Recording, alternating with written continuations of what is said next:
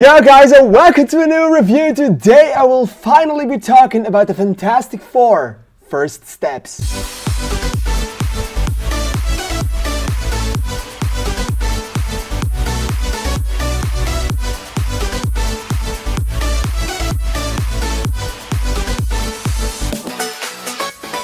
Alright, so yes, I have officially returned from my trip to America. I was there for around 22 days, and in my trip I also visited some movie theaters and some movies.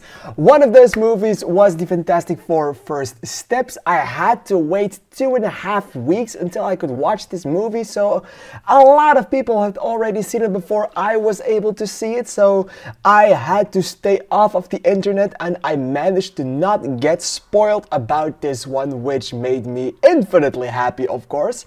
And well, talking about the movie itself, I have to say I had pretty big hopes for this one. I thought the trailers were pretty good, and the trailers went better and better and better the more trailers they put out. It's not often that something like that happens. The marketing for this movie was absolutely insane. The marketing was incredible. They did put out way too many trailers. 1 or 2 is perfect in my opinion, but you know, they decided to give us the full 5 trailers or something like that. But you know, if the marketing is as great as what they did with this one, I think that is something to say.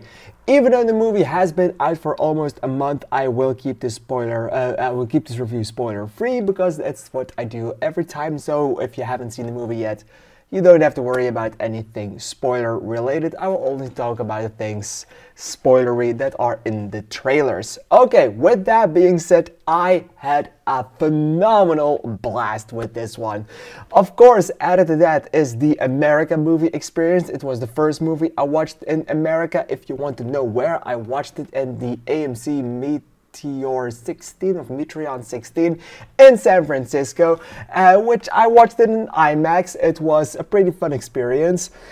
If you want me to make a video about the differences about Belgian movie theaters and Dutch movie theaters and the American ones, there's a big difference in there.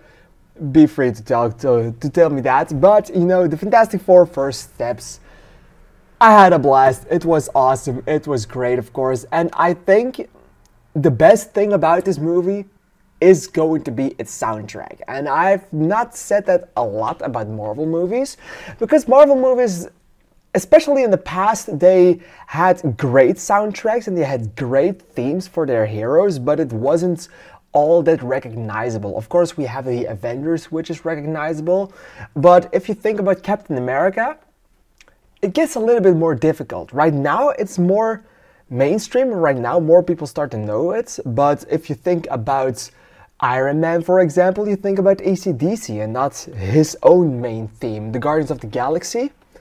It's kind of the same thing. You think about all the songs, but not about a genuine soundtrack. Of course, they tried to fix that with Guardians of the Galaxy Volume 2, but it still is not that mainstream. So whenever a great score for a movie comes out, and a great score for a team or for a hero, that is awesome. And I have to say, what they did with the marketing, what they did with the theme for this, Michael Giacchino, it really knocks it out of the park. And the Fantastic Four theme, where even the entire chorus is screaming Fantastic Four, is incredible, and I have loved it ever since, and I have been screaming Fantastic Four in that way for about 2 months already, and with the movie being released, even more. So that is genuinely the best part about it. And if you hate this movie, you still will rave about that phenomenal score. With that being said, the movie itself, the story was different than what I expected it to be, in a good way. I expected it to have more connections to the wider MCU, especially because this is the last movie that was supposed to come out before Avengers Doomsday came out next year in May. Of course, that got delayed, and now Spider-Man Brand New Day is going to be the last movie before Avengers, but this was going to be it normally, so I expected a bit more connections to that one. And I can safely say that there aren't a lot of connections. Well, of course, we have the post-credit scenes. Those connect the things together in a way I also didn't expect. I have also extensively talked about what I thought was the only possible explanation of how the Fantastic Four first steps made sense, especially with that post-credit scene in the Thunderbolts, and I had an entire vision ready for how this movie would play out and how this movie would eventually become. And the story is very different. It did go in another direction. It did end in a completely different way than I expected it to, which is very nice, which is awesome because I didn't see it coming, but it's also genuinely a little bit concerning because, of course, next time we are going to see these characters again is in Avengers Doomsday. So I have no idea how they are going to top all of those stories that they have set up over the last 5 to 6 years and top it all off and bring it together in Avengers Doomsday. But for a standalone movie, standalone Fantastic Four, it's great, and it's mainly due to the fact that they put it in its own universe. So it's in Earth 828, not in Earth 616 or Earth 199999, which is still debatable what the MCU is now going to be in. But 828 is the place where this one is taking place. If you remember Reed Richards in Multiverse of Madness, played by John Krasinski, that was Earth 838. Fun fact, it's only 10 worlds apart, or 10 universes. Alright, so I loved how self-contained this story was, and added to that self-containment of the story, I also love how contained and charismatic and just the entire chemistry of the entire cast. It's phenomenal, it's great, it works pretty well. Pedro Pascal and Vanessa Kirby are perfectly believable.